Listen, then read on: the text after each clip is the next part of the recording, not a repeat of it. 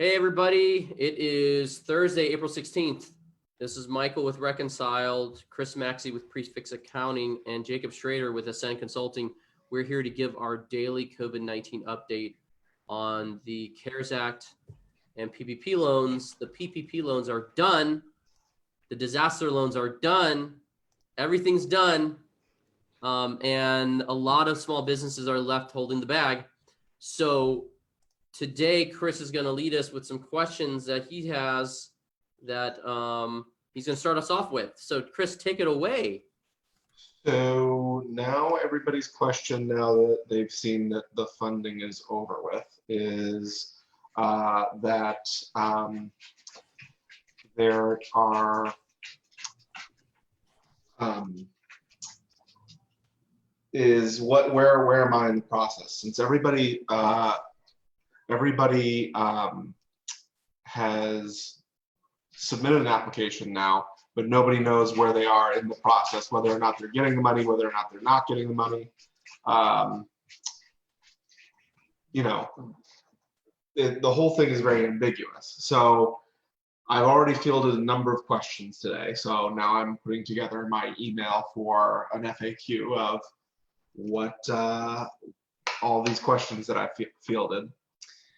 And so the first question is, I have an SBA loan number. What does that mean?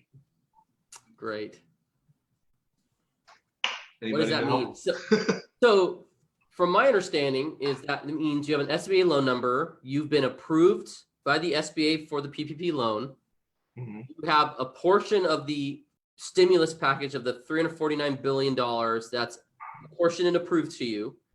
And now you are waiting for loan documents, closing documents from your bank so that you can get those funds that have been apportioned to you dispersed to you.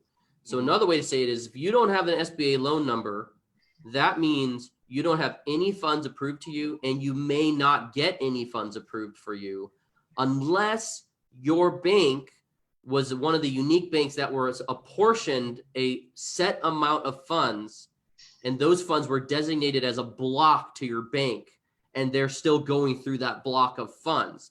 But usually those were the largest banks like Bank of America, Wells Fargo, Chase, who were apportioned such a large amount because of how big they are.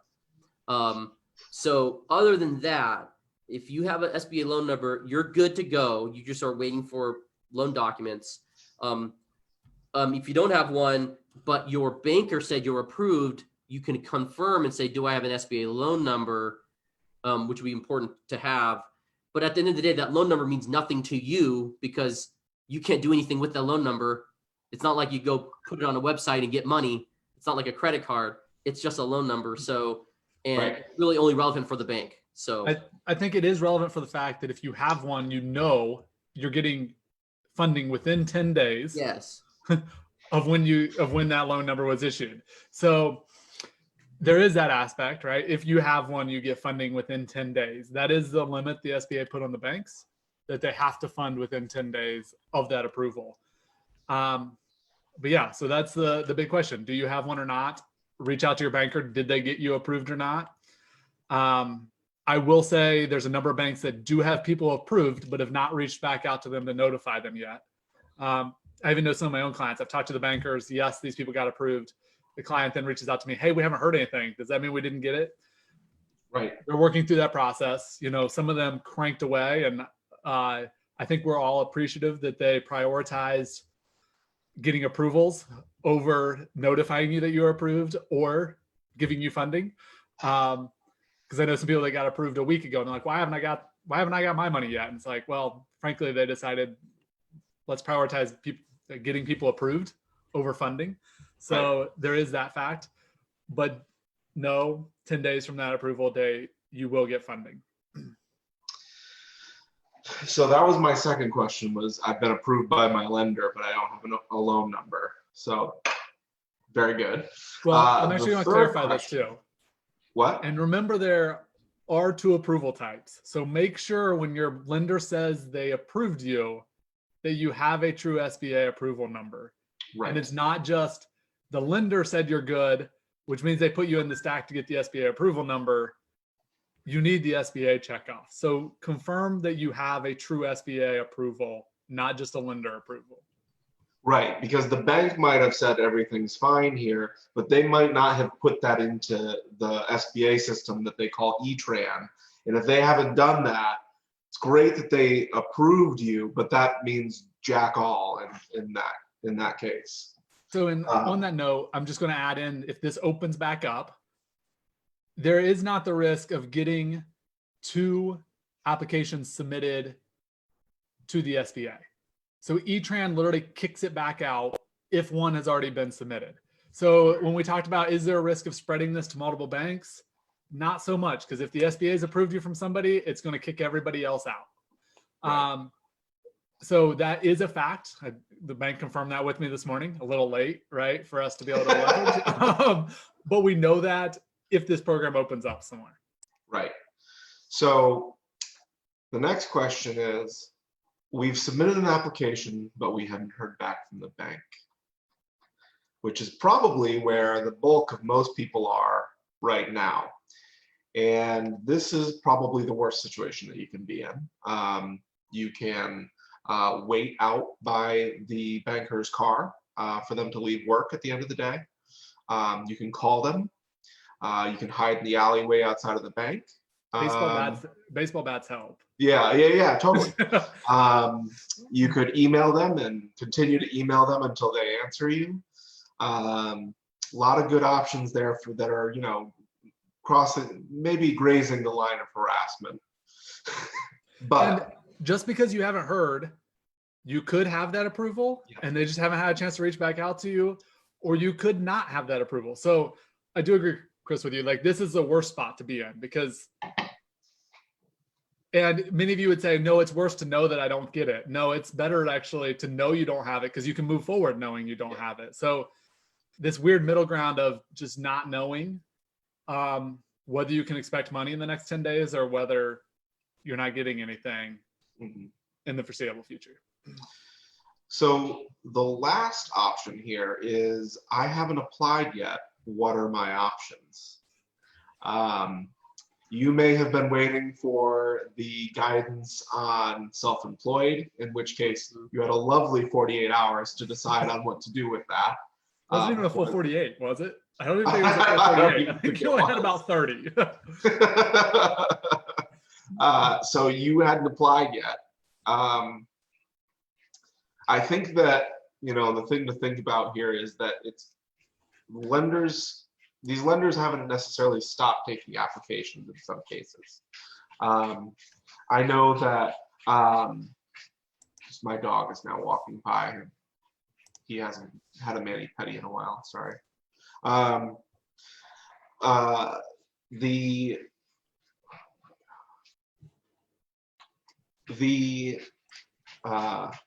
banks are still taking applications. And if you haven't applied yet, go apply. And like Jacob said, it kicks back if you've done it in numerous places. So you might as well take the bowl of spaghetti, throw it against the wall, and see what sticks. Right?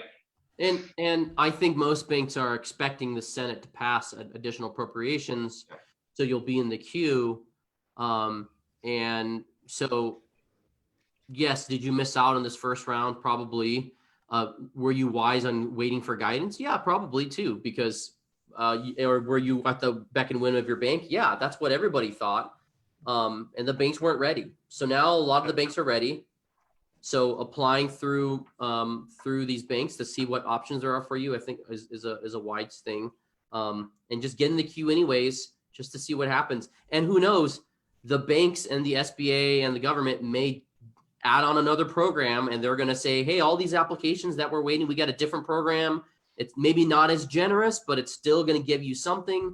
And we want to, and so those of you who didn't get the PPP, we got this other thing, and you're not going to be able to double dip, but this other thing's going to was worth your wait. Here it is. So who knows? But I still think it's worth applying, because the banks, unless the bank has closed their doors on applications, go ahead and apply. Yeah. Which I think some banks are closing that door. Yep. But look around, shop around, do that. If Senate gets a bill passed in the next week and a half, I think we'll see just additional appropriations, right, for the PPP loan. If it goes beyond that, I'm assuming we'll see a different program altogether because of that June 30th deadline that's sitting out there for the PPP side. Yeah. Which So is so exciting. there's been these videos passed around related to PPP and restaurants getting large numbers, right? A cheesecake restaurant in New York, Morton Steakhouse, all these places getting these large numbers. And people, these videos of these restaurateurs saying on television, well, I'm not planning to bring my people to work until I know for sure I can open up. Based on our understanding, there was an 8-week spend time frame that way you had to spend the money.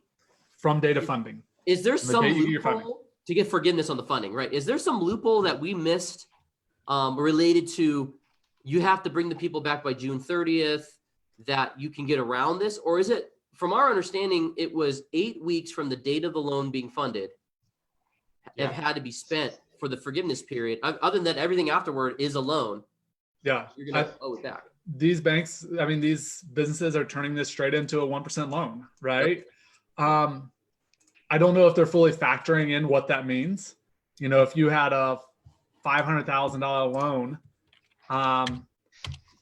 and you have to pay that back over 18 months, that's $27,000 a month, $28,000 a month. So they may survive this upfront side only to go bankrupt later because they took this loan, right? Now there's always the option too, is they could hand it right back to them, but that means we really depleted this fund when we didn't need to, right? We depleted the PPP funds and left a lot of businesses out that could have paid somebody instead of them just handing it back. Yeah, I mean, right now the Independent Restaurant Coalition, which is a group of smaller restaurant groups that have come together to become their own lobbying interest, because the National Restaurant Association just only lobbies for like Burger King and McDonald's, and they couldn't care about anybody smaller than that. So it's a smaller coalition lobbying interest that's come together to try to modify the PPP for that one piece. That's the one thing they're looking for, is to be able to change or choose what their origination date is, because they're thinking right now, I can't be open. The PPP does not make sense for me to bring people back, lay them off, put them back at the back of the unemployment line. I would rather use these funds to open up a little bit earlier and bring everybody back earlier and get things started and feel safer about coming back and bringing my business online, which makes a ton of sense. But, yesterday there was a list of White House restaurants going to the White House, and there were more independent restaurateurs on that list, but they were restaurateurs that had 20, 30 concepts like Thomas Keller and folks like that, not necessarily the ones that are worried about the small restaurant groups. So there's still nobody at the table there. And so I kind of thought through that today, and while I agree they need that, I also say from Congress's standpoint, when they were crafting this bill, they intentionally crafted it that way because they wanted people on the payroll rolls as soon as possible, right? They wanted them on those payroll rolls right away and not on unemployment. So that is why Congress took those steps. Mm-hmm. What this means is there really was no small business stimulus. There was unemployment replacement for small businesses, but there wasn't really small business stimulus. And we've had a lot of businesses grab this money to try to use it as small business stimulus because they need it. And I'm not faulting those businesses at all, right? Like they need it to survive. So they're grabbing what they can. But in reality, it's not the right tool for the job, right? Like we're going in what should be a scalpel and we're taking a hammer to it and we're doing a lot of extra damage by taking these loans, but we're hoping we get to save the whole thing because there isn't a scalpel available, right? So I think that's what part of this is, and people are just grabbing the money they can and they know it's going to turn into a loan and they hope they can figure it out. I've already talked to some bankers and they have said 6 months down the road, they're expecting a huge loan business to boom because people need to refinance this debt. They need to refinance into longer term debt. And so that is an expectation. And SBA 7 refinances, you can do those pretty easily if you're reducing your term by a large amount. And I forget what the percentage is from an SBA standpoint. So if you're reducing your payment amount, sorry, I said term, I think. Extending your term, reducing the payment. Extending your term, reducing the payment by more than 25%, they will refinance, which in this case, if you're going to an SBA 7 loan over 7 years, compared to 18 months, it's going to be very easy to qualify for refinancing in that standpoint. So the bankers are already expecting to see a lot from that regard. Yeah.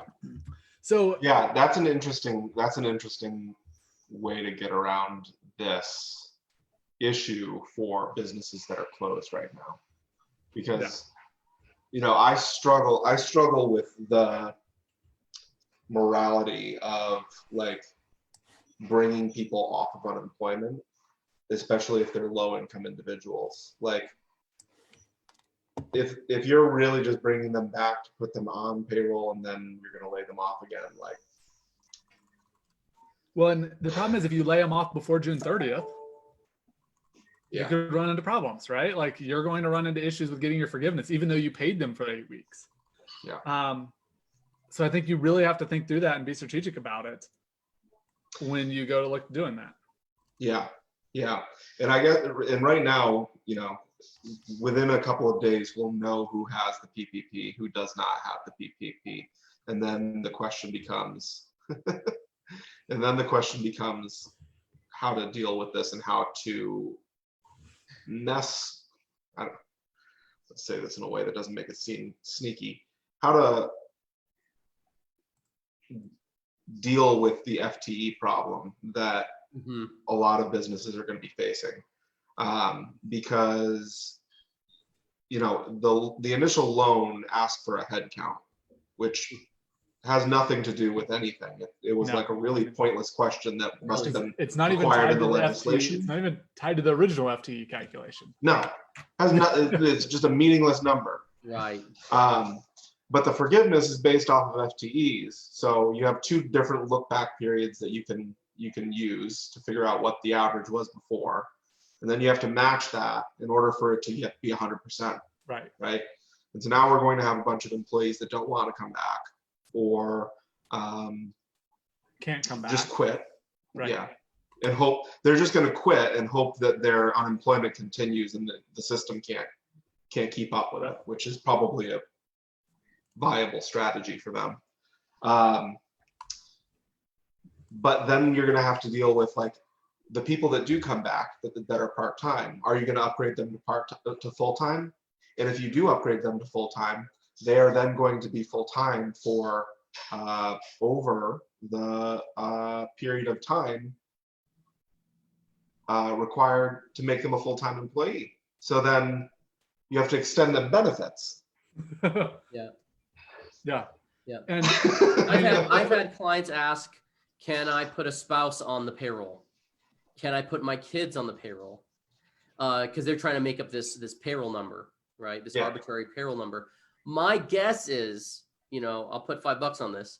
My guess is that they adjust the forgiveness period because of how long it's taken people to get money, and my guess is that they will adjust it and say something like, if you were unable to reopen or come back to full operation because of stay-at-home orders, we will extend the period by another 4 weeks or something. That's my guess. I don't know. I think there will be some adjustment by Congress or by the SBA to say, look, if we gave you a loan, but you weren't able to hire your people back because you physically couldn't, that's not your fault. That's our fault for not giving you that. Well, I think the interesting thing is going to be what actions does the federal government take and what the repercussion of your state's actions may be. Because if the federal government says we're open May 1st, well, May 1st to June 30th, there's 8 weeks. So you should have been good, right? But if your state has said you can't open, Yep. the SBA or the Congress may not extend that period. To your point, Michael, we feel like they should be extending it, but they may say like, well, we said you should be open. So, the federal government doesn't control your state side, and there might be an interesting play between there. Right. For sure. Right. So if you didn't get PPP and you didn't get an EIDL loan, what are your options now, right? And I think a lot of business owners are sitting there like, where do I go from here? I think that's an important thing to touch through here. Yeah, I mean, everybody basically quit there. There's a number of different programs that are in the CARES Act, and we essentially started off with looking at the EIDL and the PPP program, but there's also the tax credits that are available. That pretty much everybody said, "Oh yeah, that's nice. Okay, bye," and then didn't pay attention to that, and now. It's blooming late, and now all of a sudden it is the attractive person in the room. Yeah, so we're talking about the employee retention tax credit, right? Which is equal to 50% of the wages paid up to a max credit of $5,000, right? So there is some qualifications to that where you have to have a reduction in your gross receipts by 50% compared to the same calendar quarter prior. Mm-hmm. Or 80% of last year, actually. So 50%. No, so it qualifies from the first time you're below 50% until when you climb above 80%. So you truly have to see revenue declines here of 50% in a quarter, not just in a month, in a quarter, to be able to get that. So for many people, that's going to be a challenge to get in the first quarter because you had January, February, right? That were likely decent sales. And then March would have been really, really bad to be able to drop to 50% for the quarter. So more than likely, we're looking at that in the April, May, June timeframe to be able to qualify for those.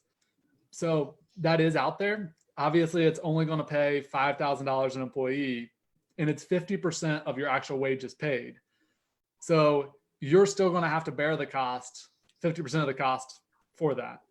Yeah. You can get that as an advanced tax credit, which they front you the money on that process. I have not went through that process yet. It doesn't look like it's clearly defined quite yet on the advanced side. I think I saw a draft form for the application for it, but that's all I've seen on it. Correct. I have not seen that finalized yet, but that is there. Otherwise, you would get that credit as a payroll tax credit when you're paying your payroll taxes each month or quarter, right? Yeah.